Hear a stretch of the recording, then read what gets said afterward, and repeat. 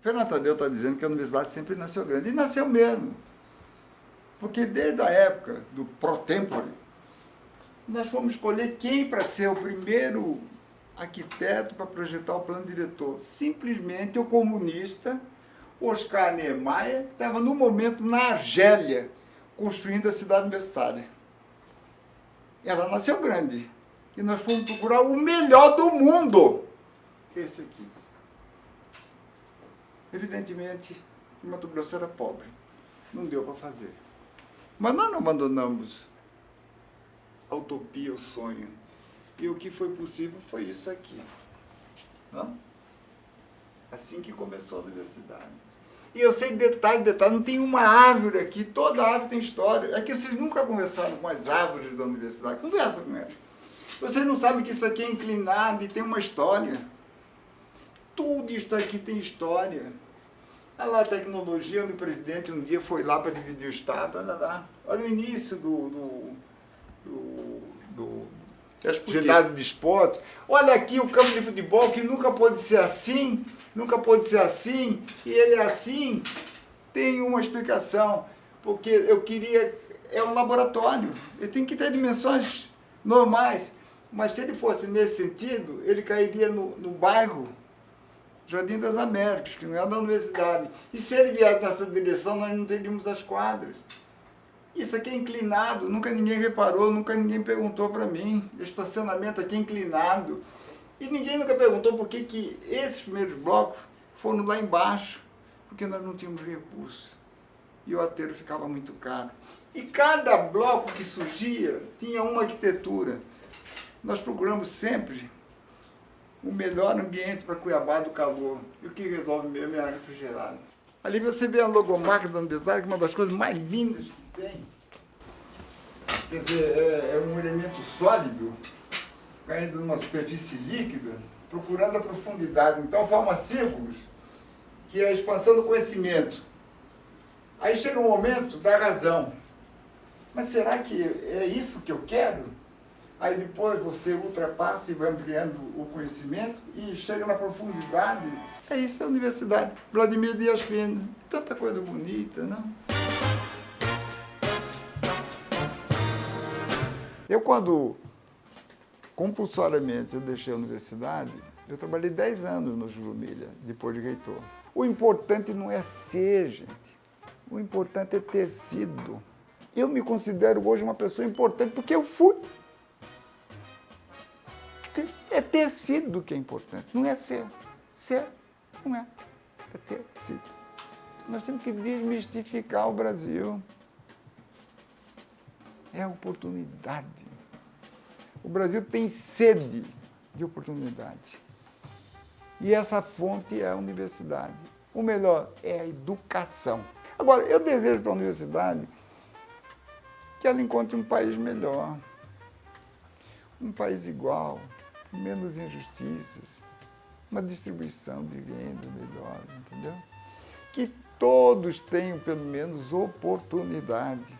Eu desejo um Brasil do futuro. Que se eu não tiver um Brasil no futuro, eu não vou ter pessoas para ouvir essa prosa. 4 décadas são passadas. A universidade celebra, neste 10 de dezembro, os 40 anos. Quiçá, professor, sem minha presença, naturalmente, ela conquiste o meio século. Uma homenagem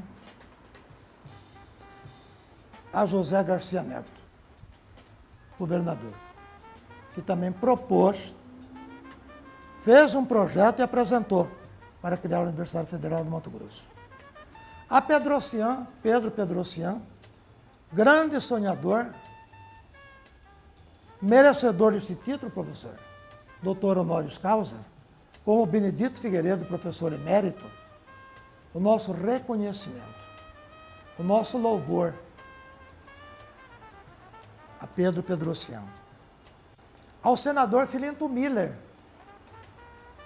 que conquistou para a Faculdade de Direito o reconhecimento, na última hora, no apagar das luzes da saída de Juscelino.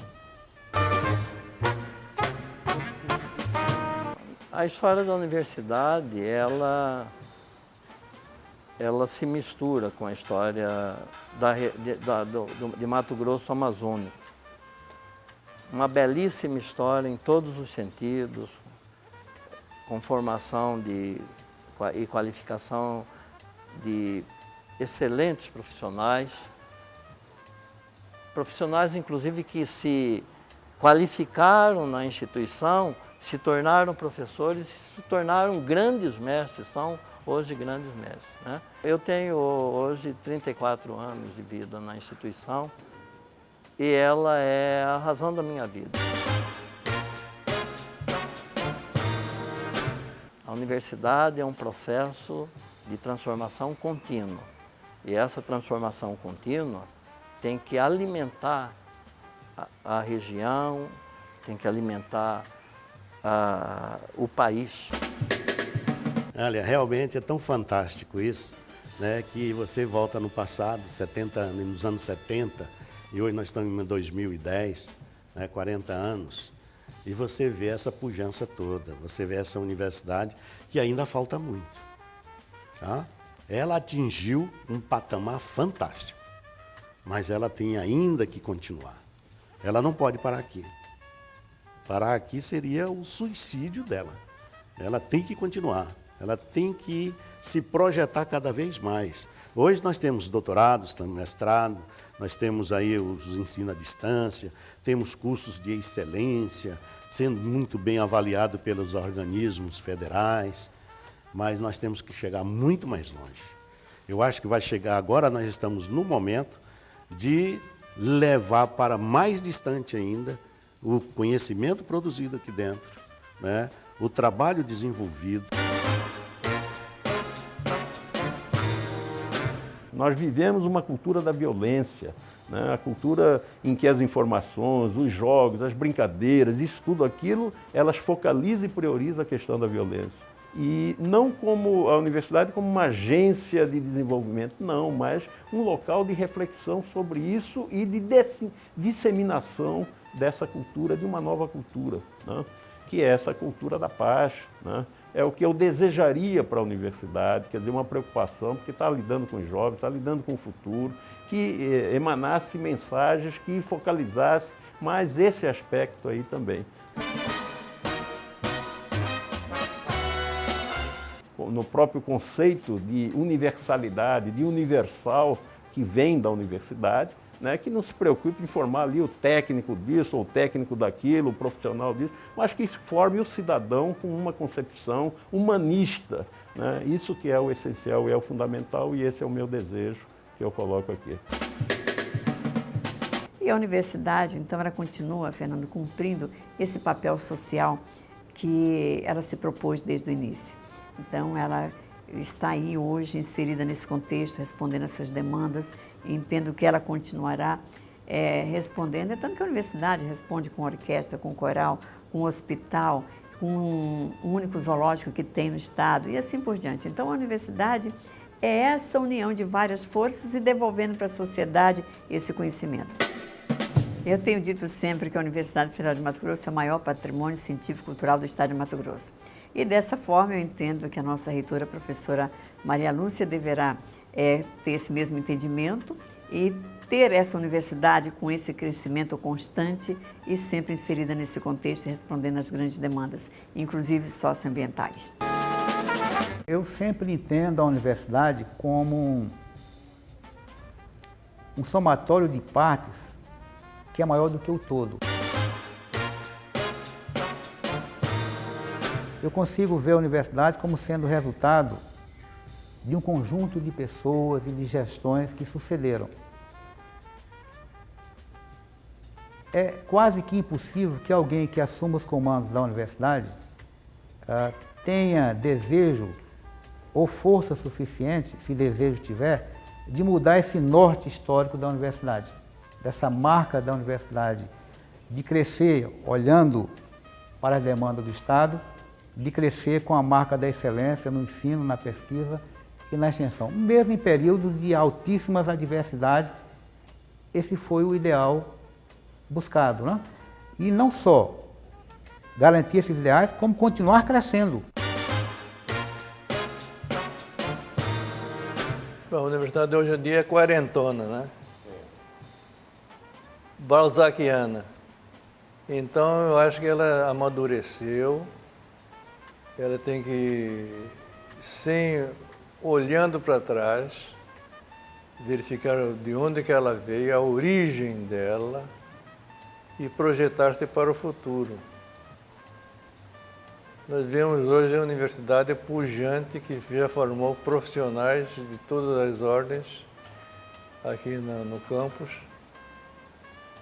com doutores, mestres, especialistas, de modo que eu acho que a universidade já cumpriu o seu papel, mas não pode parar por aí. Ela tem que continuar a ser o móvel do desenvolvimento do Estado de Mato Grosso. A universidade sempre cooperou com o Estado e é a razão de ser do Estado. O Estado de Mato Grosso deve à universidade o seu desenvolvimento, tanto no ensino, na pesquisa e na extensão. Deve mesmo porque a universidade contribuiu e contribui para as políticas públicas do Estado. Formação de pessoas, formação de educadores. Então isso está muito presente, uma marca muito clara da UFMT e que eu busco levar para as minhas atividades hoje na Unilab. A UFMT tem história, é muito presente em Mato Grosso e tem um futuro extraordinário pela frente, contribuindo de forma pertinente para o desenvolvimento do Estado, da região e do nosso Brasil.